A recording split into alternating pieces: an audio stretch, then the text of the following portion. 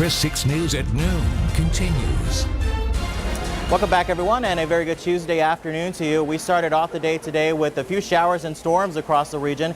We're taking a look at some video right now shot by our morning photographer, Dylan Moore, looking at some fantastic lightning out there. Of course, it's very dangerous to be out and about when these types of conditions are present, but overall it's really nice to see some shower activity back in the coastal bend. A little bit of a change compared to what we have been seeing across the region. So as we take a look at what we have going on outdoors right now, once again, this is out at Nissan Automotive 6 WeatherBug out in Kingsville, and they're still having some shower activity there, and temperatures holding on to 86. A different story out near North Padre Island, where things are a little bit drier, but they have registered 100 of an inch of rain, but still looking very nice with our Waves Resort 6 WeatherBug camera off and about. Right now we have temperatures into the 80s and 90s across the region. Notice Kingsville reporting thunder shower activity, and their temperature was at 93 but has already dropped down to 86 with southeasterly winds gusting at 21 miles an hour and the winds going at about 10 to 15. So we want to shift gears very quickly and talk about the tropics, because of course we are in the peak of hurricane season, and post-tropical Gabrielle continuing to move off to the northeast at 29 miles an hour with winds at 50. That's the North Atlantic. Hopefully no one gets bothered by that storm. We have a newly formed tropical wave that has just came off the coast of Africa at this point. Has a low chance of development over the next 5 days. This is Investigation 94L, looking a little bit more prominent this afternoon, but still headed off to the west towards the Windward Islands. That also has a low chance of development. Here's the one we're going to be watching pretty closely. This is just to the southeast of the Bahamas near the Turks and Caicos Islands, and showing a little bit more development out there. The National Hurricane Center is going to be watching this pretty closely, but this will be moving off to the west and eventually off into the Gulf of Mexico, and which has a little bit more possibility of organization once it reaches the Gulf. So that's why we have to watch that pretty closely, and also a good reminder to have preparedness plans in place. Doppler radar showing the shower activity that we have right now. We'll start off in the northern counties, just north of Refugio going into Goliad County. A couple of showers there at around Skidmore, and just south of Beeville having some thunder shower activity. Also just to the northeast of Lake Corpus Christi right now, we have some shower activity there around Orange Grove, now near Alfred, and out near Banquetti as well, just to the west of Odom, and also down to the south. There's that shower out in Kingsville and also in Bishop too. We have some additional activity there. This is all with the sea breeze, and that's going to be moving inland throughout the afternoon.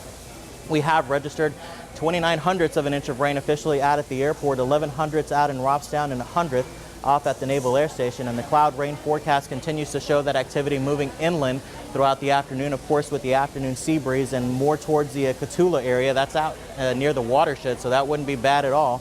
And then we repeat the process as we go into Wednesday morning on into Wednesday afternoon as well. We'll look for that isolated scattered shower activity to continue across the region as we continue to have a good tap of tropical moisture across the region. So as far as rainfall amounts are concerned, anywhere between 1/4 of an inch up to 3/4 of an inch of rain are going to be possible all the way through Friday morning. And that's because we have a high pressure off the southeastern half of the United States. So again, the chance of rain stays in the forecast. So our NEC Co-op Energy 7-day shows 94 today, isolated to scattered thunder showers through Friday. A little bit drier over the weekend, but we still hold on to stray showers. Paulo? All right, well, as long as we got a good weekend, right, Juan? Well, we can all agree we need our sleep. Sleep restores your body and gets you ready for the next day. So if you're waking up and not feeling rested, well, we have some tips to help you get the beauty sleep you need. Haley Hernandez has more. Waking up puffy and swollen around the eyes could be a sign of an underlying medical condition, but dermatologist John Griffin with Kelsey-Seybold Clinic says it's more likely from extra cortisone, the stress hormone in your body. If you don't like the look, get up and do something about it, literally. If you elevate your sleeping position just a little bit, you can drain some of the fluid from under your eyes. And legend has it, silk sheets can reduce wrinkles. I don't think there's any truth behind that claim. He doubts that one. However, he says your mom was right to warn you that any face you make too long could stay that way. It is true that having your skin in a particular position over time will create a wrinkle. So perhaps there's something behind having a smooth sleeping surface, or a soft sleeping surface, but there's no scientific information behind it. The scientific facts are found in the creams, lotions, and topicals. Dr. Griffin says the perfect bedtime routine is combining retinoids and a moisturizer. The prescription retinoids like Retin-A or tretinoin, that definitely increases the amount of collagen in your skin. And as they said in that piece, doctors say the perfect bedtime routine includes a face wash that's pH balanced, apply moisturizer, and then in addition to the moisturizer, add a retinoid or alpha hydroxy acid. Well, the flooding caused by Hurricane Dorian could soon lead to a flood of water-damaged vehicles at a car dealership near you. Jason Meza with the Better Business Bureau is up next with some tips to protect you from getting soaked. Stay with us.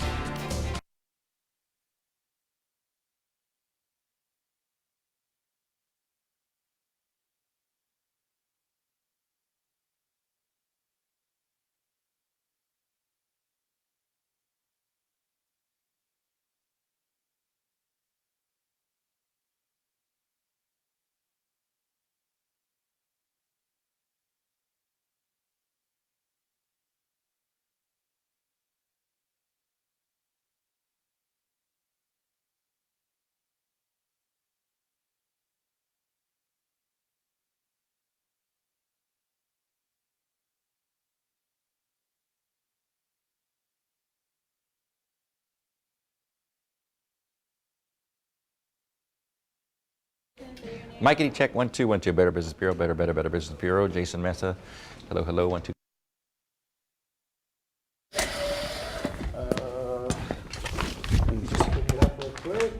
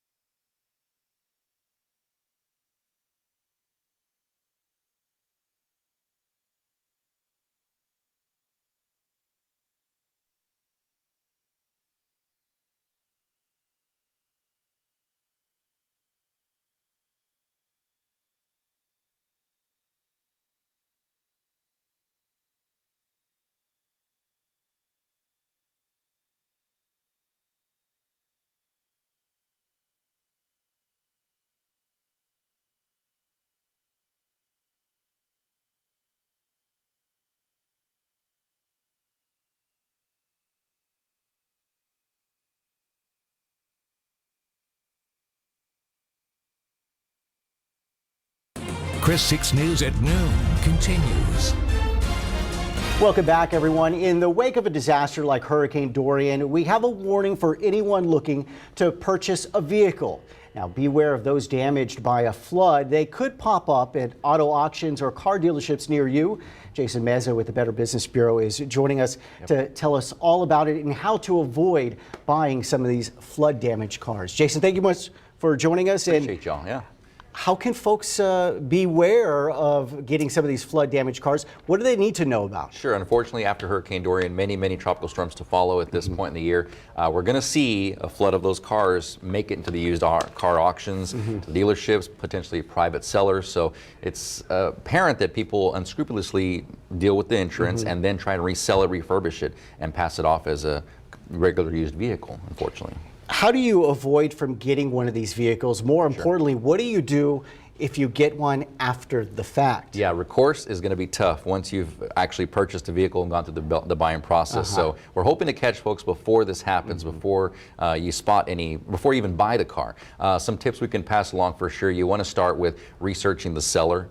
Start at bbb.org. You can always look up and down if it's a private seller. You can ask for the car's maintenance, repairs, and double check those repairs were done for sure. So just really know who you're buying from for sure. I mean, that makes a huge point. You want to buy one from a reputable person. Yes. We talked about a story last week about using reviews, and people leave reviews on some of these folks. So pay attention to that. And if you do get stuck with one of these, again, it's going to be something where you file a report with your insurance carrier, and it's fraud at the end of the day. So make sure and file a police report and double check you have the right VIN number. Check the vehicle history reports, do those Carfax reports. Make sure that you've gone up and down and you make sure that title is clean, because again, people will pass it off. They'll title wash it. They'll probably pass it off as a regular used vehicle. What I thought was interesting is these typically folks who have a flood in their area, they know to kind of ask those questions when they see cars at extreme discounts. But these aren't popping up just in those areas. They're popping up in areas that haven't had a disaster, Correct. that don't know. Correct. Along the coast, our ears go up many times. It passed the sniff test, so we say if they just kind of detect there's been water damage in the gauges, or if it smells like it's had mildew or some, so much carpet cleaning, those are kind of signs, typical warning signs that potentially it's been cleaned and cleaned, trying to get rid of some flood damage. All right. We always love when you come in on Tuesdays because you give us some great information that we really need to know about. Hopefully, we can avert something like this coming up. All right, Jason, thanks for stopping Thanks, by. Paulo. Well, Congress is back at work on Capitol Hill, and gun control legislation is one of their major tasks. But the big question remains, will the president support the legislation? We'll have that story next.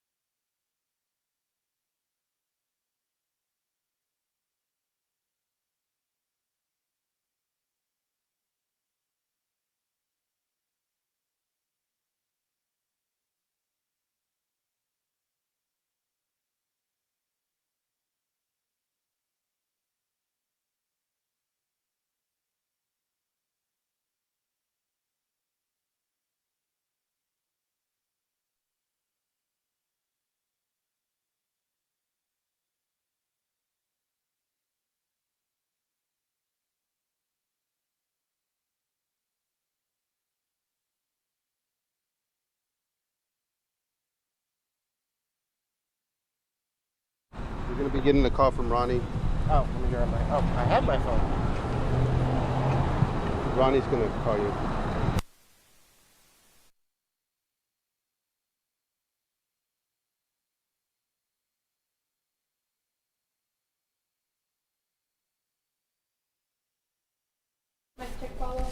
Testing 1 2 1 2.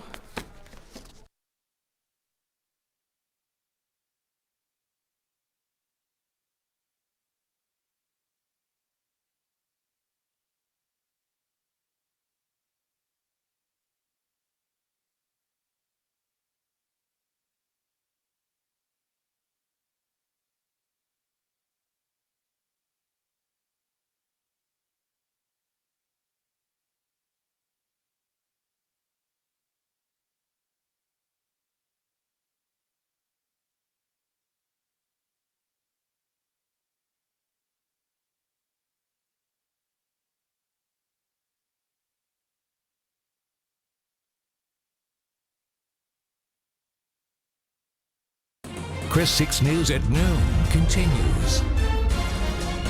Welcome back, everyone. Congress is back in session after a month-long summer recess, and gun control is high on the agenda. Jeff Bennett has more on the controversial push for gun control. This morning, Democrats demanding action on gun control. We're here today for one simple reason. Too many Americans are losing their lives to gun violence. Congress now back in session after a 6-week break, a summer which saw a number of deadly mass shootings, including back-to-back massacres in Texas and Ohio. Democrats are pushing legislation already passed in the House that would expand the federal background check system to include private sellers. We're saying that people who have some reason to believe cannot be trusted with guns, they've been convicted of a crime, they've been involved in domestic violence, whatever, shouldn't be allowed to have guns. And that's just common sense. They want Senate Majority Leader Mitch McConnell to call for a vote. If this bill is not passed, Mitch McConnell and the Republicans in the Senate and the president will have hell to pay. So let's save time. Let's just get it done now. But McConnell says he won't move until President Trump signals what he'd be willing to sign into law. The president's position hard to pin down. We need meaningful background checks. We already have very strong background checks, but we're going to be filling in some of the loopholes. Some Republican senators still skeptical. I'm interested in facts because we're dealing with people's constitutional rights. Public opinion, though, is clear. Another new poll showing wide support in both parties for tougher gun safety laws. As you well know, gun legislation has languished on Capitol Hill for almost 2 decades now. So what makes you confident? What makes you hopeful that now will be different? It's a different era. Never have we had 93% of the American people for background checks. Never have we had 80% of gun owners for background checks. Never have we had so many people in the NRA for background checks. And the president is expected to meet with Republican leaders today at the White House. Now, sources say gun violence legislation is likely to come up. Well, stay with us. We'll have another look at the forecast when we come right back.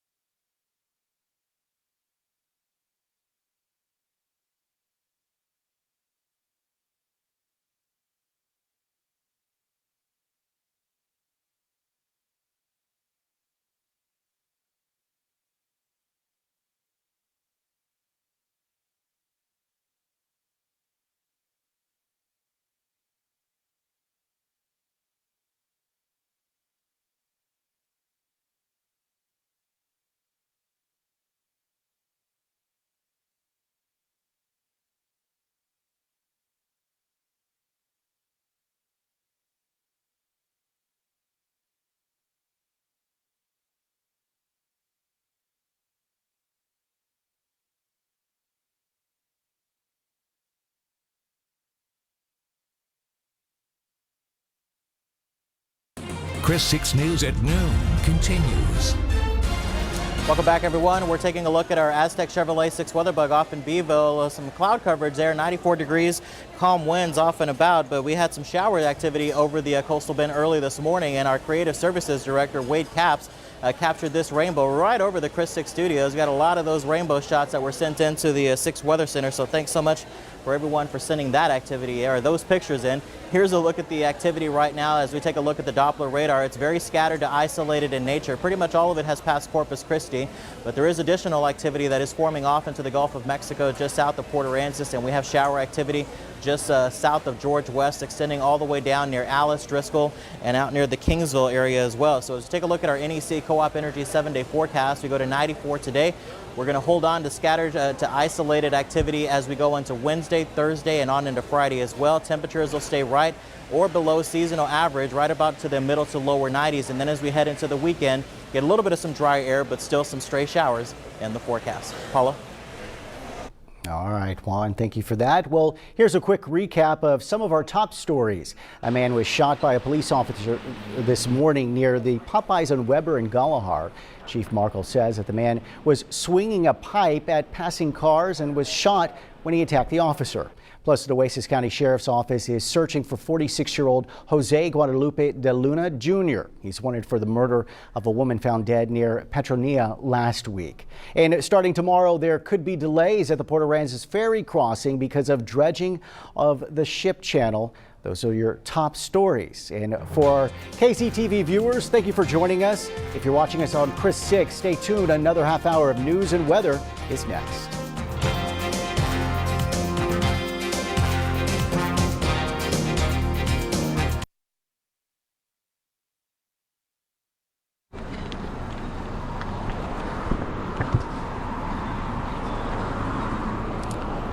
Okay, so I'm going to start with the first paragraph in my thing. A little after 8, CCPD got reports of a man walking down Weber with a steel pipe.